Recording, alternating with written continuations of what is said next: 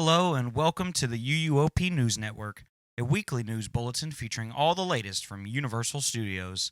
This news bulletin is produced in cooperation with the unofficial Universal Orlando podcast as part of the UUOP network. I'm your host, Jeremy, and this week we have a lot of interesting news coming out of Universal Studios Orlando and Universal Studios Hollywood as well. So let's not waste any time and let's jump right in. First up, we have the new Shrek and Donkey meet and greet that opened in Kid Zone recently.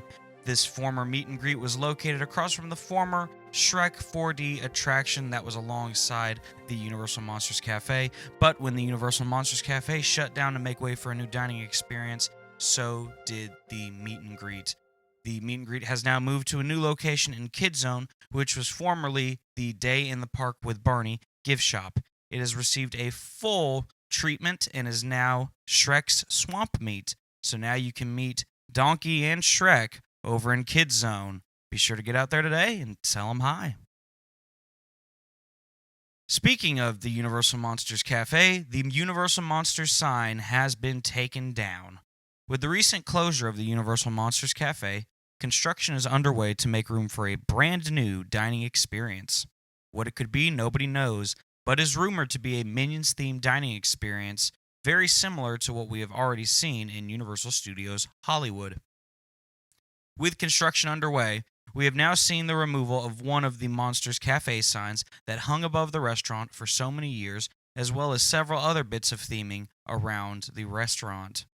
It is only a matter of time before the main entry sign that we all have come to know and love is but a memory as well.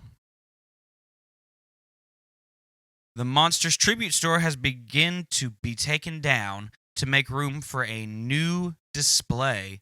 What is this new exhibit? What are these new displays, you may ask? Well, it is most likely a conversion of the shop officially back to Sahara Traders gift shop, which was redesigned while Revenge of the Mummy underwent a lengthy refurbishment. We can now see that the Sahara Traders has returned, but in an all-new way, quite literally bringing the Museum of Antiquities to life. And quite frankly, it looks absolutely stunning, to quote our friend and podfather, Lee. This gift shop now has an all-new look and is bringing the Museum of Antiquities set to life. But there are still some Universal Monsters available in there, but the days of it being strictly a Monsters Tribute Store are now behind us. But you will see that there are some very clever Easter eggs littered throughout the store, one of them being this very clever nod to the former attraction Kong that once lived there. While there is still no official word on whether this marks the return of the attraction or not, it does give Universal fans hope that the attraction could be returning in the coming days, as work walls have also come down at the front entrance. Heading over to Islands of Adventure, work walls have gone up in Marvel Superhero Island, across from the entrance of the Amazing Adventures of Spider-Man. This is the plaza and waterfront area. It would appear that this is a refurb to the pavement, as well as some of the artwork in the land that appears to have suffered some damage over time. Continuing to work our way around the park, we have an interesting price increase at the Toon Lagoon Water Blasters. Some of you may recall that the Toon Lagoon Water Blasters have been $1 where you could get 2 uses. You would receive 2 tokens and be able to use the Water Blasters twice. They have recently increased the price to $1 for 1 use. So you will only be able to get 1 use out of the Water Blasters now. Heading back over to Universal Studios, we've got some work walls going up on the New York side of the park. We have 2 sets of work walls. One is alongside Finnegan's, right between Finnegan's on the left here in this photo, and on the right is the little park area and an icy stand where you can get an icy. And the other location is right between Finnegan's on the right there, and on the left is the Blues Brothers show that happens throughout the day.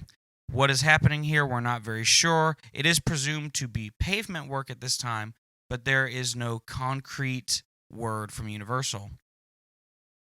Construction in New York is not the only area where we've seen work walls go up. We also have some construction walls up in the San Francisco area of the park, right out in front of Lombard's. Many speculate that this is construction for Halloween Horror Nights 31, but some have speculated that this is nothing more than a pavement refurb, as seen in this photo right here. There is a sort of drawing outline, if you will, to show what sort of refurb needs to be done potentially. So some believe this could be a pavement refurb, but some of us are a little more hopeful because we think it could be the signs for Halloween Horror Nights to start taking shape, which brings us to our next major bit of news. Halloween Horror Nights is starting to take shape. Earlier this week, we discovered that lighting trusses have begun to go up in several locations around the park. One of them being Central Park, the London waterfront, the San Francisco area of the park, and of course, the Universal Orlando entrance. This is not a strange occurrence at this time, as it means we are beginning to see the setup for HHN 31. We will most likely in the coming weeks start to see scare zones go vertical, as well as even more lighting trusses, actual lighting fixtures, effect fixtures, things of that nature should start to go up. You will see them placed on these trusses as well as hidden very discreetly on top of some of the buildings. So be looking up when you go to Universal Studios. But that's not all. Additionally, we have seen lighting rigs go up in the former Fear Factor Live Theater, which will most likely house another HHN show this year, as last year it hosted the fan favorite Halloween Nightmare Fuel. In addition to HHN Orlando news, we have also seen a lot happening over in HHN Hollywood. The facade for the rumored Scarecrow House has had some foliage added to the front.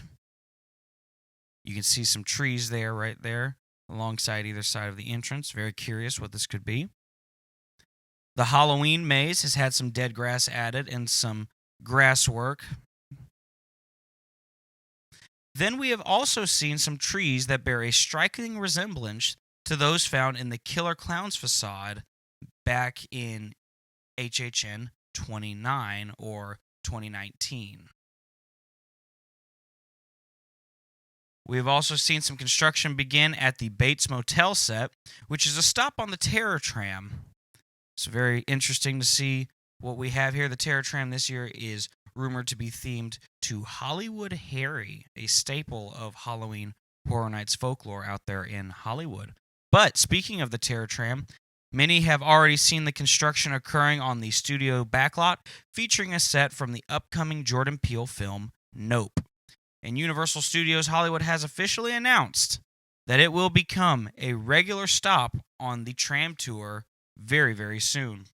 What this means during Halloween Horror Nights remains anyone's guess, but we are very hopeful that it could be a potential stop and feature of the Terror Tram this year.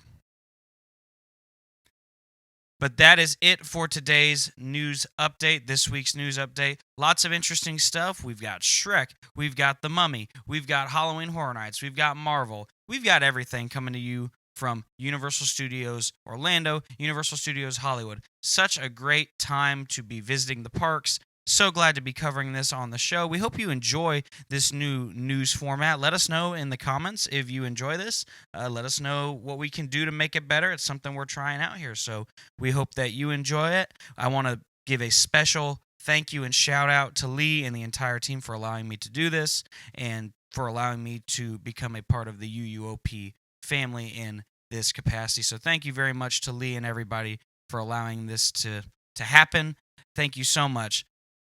Before we sign off today, we want to take a moment to dedicate this episode to the memory of former director of show development, Mr. Adrian Lepeltier, who took part in many events such as Halloween Horror Nights and Mardi Gras at Universal Studios Orlando, helping to make both events what they are today.